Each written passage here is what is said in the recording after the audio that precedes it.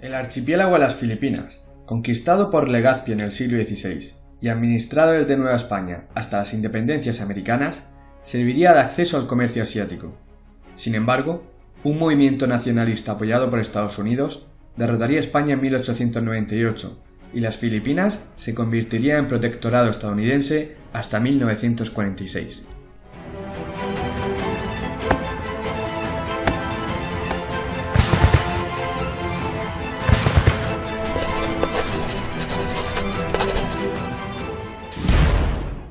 La incorporación de los reinos de las Indias a la monarquía hispánica se hizo mediante la reivindicación de los justos títulos, siendo el principal el compromiso de la evangelización de los habitantes indígenas. De esta manera, los reinos se organizaban mediante la soberanía que recaía en un rey absoluto y la autoridad ejercida desde la distancia por el Consejo de Indias, atendiendo a los 4 ramos reales de gobierno, guerra, hacienda y justicia, uniéndose el gobierno de la Iglesia. Las Filipinas, debido a la tardía incorporación, no iban a contar con la primera etapa de organización de los reinos de ultramar, sino que se integraron rápidamente en el reinado de Felipe II. Las Filipinas fueron descubiertas por Fernando de Magallanes en el primer viaje transpacífico, que sería también la primera vuelta al mundo. Miguel López de Legazpi, al mando de una flota en 1564, tenía el propósito y misión de la conquista de las islas, el establecimiento de una ruta comercial y la búsqueda de una vía que sirviera de regreso a Nueva España. Llegaría a Filipinas en febrero de 1565 y Legazpi iría tomando posesión de las sucesivas islas que fue visitando el archipiélago y fundaría Manila el 24 de junio de 1571, convirtiéndola en la capital de las Filipinas, y desde ahí emprendería la conquista al resto de la isla. Legazpi moriría en agosto de 1572, pero su muerte no paralizó el proceso de institucionalización de las Filipinas. La ocupación de este archipiélago se hizo con unos efectivos muy escasos, pues los europeos que estaban en las islas no debieron superar los 1000 individuos en el 1600 y aumentarían hasta 7000 a finales del mismo siglo. Si se compara esta cifra con los más de 30.000 chinos instalados en 1630 y con los indígenas que ascenderían a unos 600.000, se comprueba que el número de europeos era muy escaso. Los angleyes, que así se conocía a los chinos en las Filipinas, fueron un grupo numeroso y activo, que se dedicaba principalmente al comercio y artesanía, convirtiendo a Manila en uno de los grandes puertos mercantiles del Pacífico. Al lado de estos, los japoneses tuvieron menor importancia, salvo por las intervenciones a favor de los españoles para frenar sublevaciones internas o los ataques de los holandeses. Por otro lado, los grupos indígenas más importantes se hispanizaron rápidamente. El intercambio que hubo entre Filipinas y España no fue solo comercial, sino también cultural, pues hay que destacar el proceso de evangelización y aculturación llevado a cabo por los misioneros españoles, que no solo tratarían el dogma católico, sino que llevarían libros, abrirían escuelas, iglesias e incluso aprendieron los idiomas del archipiélago. Pero los problemas para la ocupación española no tardaron en llegar, pues tuvo que hacer frente a rebeliones internas y ataques externos. En cuanto a las rebeliones internas, pues destacan las sangrientas revueltas de los angleyes repetidas durante todo el siglo XVII y XVIII. En cuanto a los ataques externos, había ataques de piratas japoneses y piratas chinos, así como razias de los piratas moros del sur. Holanda también sería un destacable enemigo, pues fue la potencia europea que con más persistencia atacaba el dominio español en las Filipinas.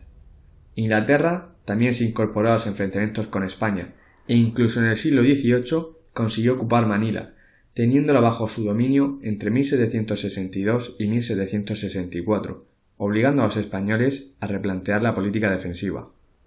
El siglo XVIII aportó relevantes novedades al sistema económico institucional, sobre todo a partir de esta ocupación inglesa, mejorando la defensa de las islas con la llegada de nuevos efectivos y la mayor atención a murallas y galeras.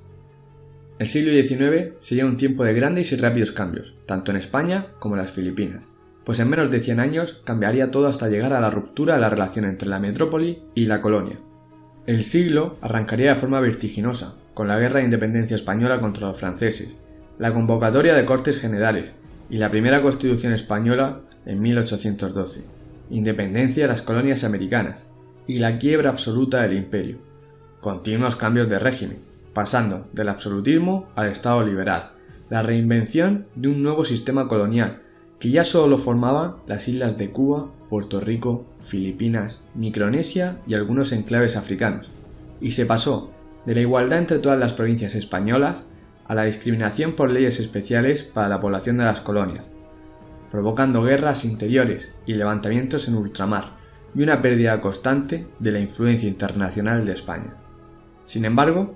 en este momento de grandes cambios, se pudo mantener la administración española en las Filipinas, gracias a que, tras la invasión de Inglaterra de Manila y en plena época de reformas borbónicas, los gobiernos metropolitanos reafirmaron los mecanismos de gobierno,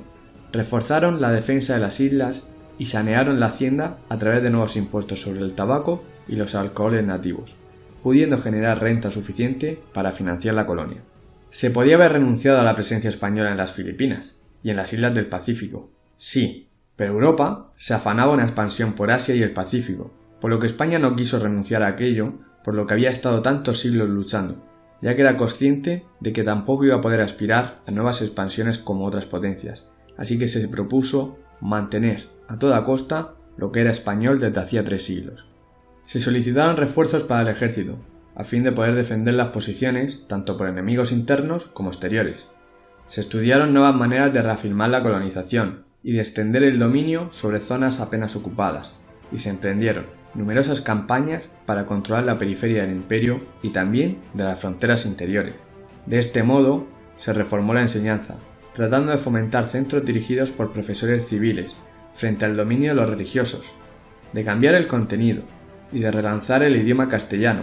permitiendo una interlocución directa con los filipinos, sobre todo en las zonas rurales, sin la intermediación del clero. Pero cada medida adoptada era una lucha entre reformistas y antirreformistas,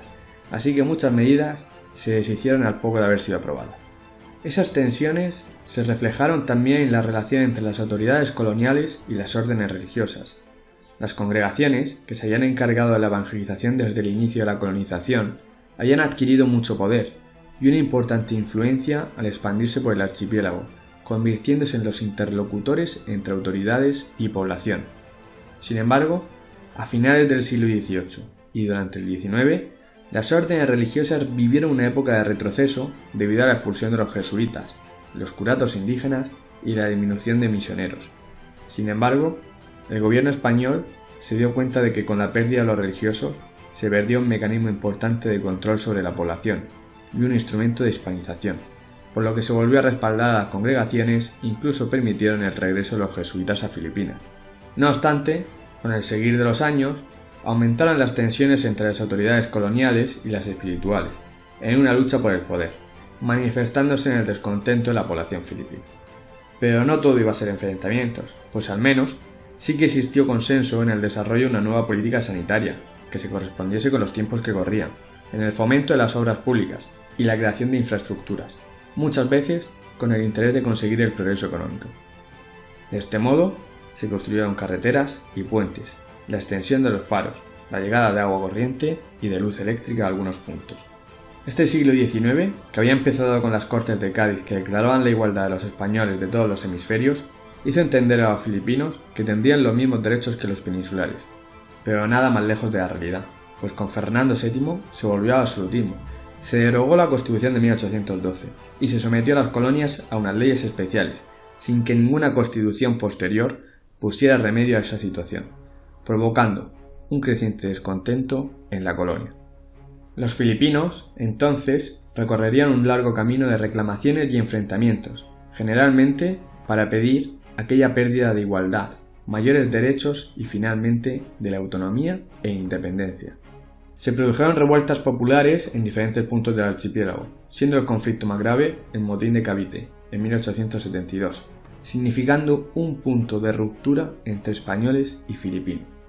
En los años 80, los ilustrados y miembros de la propaganda criticaron la situación de las Filipinas, tratando de negociar nuevas condiciones para la población, pero la dura represión de las revueltas aumentó el desafecto hacia la metrópoli, consolidándose un movimiento nacionalista, animado primero por José Rizal y seguido después por Andrés Bonifacio y los sectores que acompañaban a Emilio Aguinaldo. Se reclamaría primero una mayor autonomía y luego, cuando vieron que los españoles no atendían sus reclamaciones, el movimiento cambiaría a una lucha por la independencia. La revolución estalló el 26 de agosto de 1896, con el grito de Balín Tabac, pronunciado por Andrés Bonifacio, marcando el inicio de los enfrentamientos. Tras discrepancias internas en la búsqueda de la independencia, Emilio Aguinaldo sería el cabecilla de la operación. Después de 16 meses de enfrentamientos, el levantamiento fue sofocado, firmándose el Pacto de Biaknavato en diciembre de 1897, dando a entender a los españoles que habría una nueva etapa de gobierno, ofreciendo reformas para mejorar la situación de los filipinos. Sin embargo, el inicio de la guerra hispano-estadounidense en 1898, planteada por Cuba, se extendió a las Filipinas, y los filipinos se vieron en una posición ventajosa para proclamar la independencia el 12 de junio de 1898, naciendo la primera República de Filipinas. Sin embargo, solo 6 meses bastaron, entre agosto de 1898 y febrero de 1899, para que los estadounidenses se convirtieran en los nuevos enemigos de los filipinos,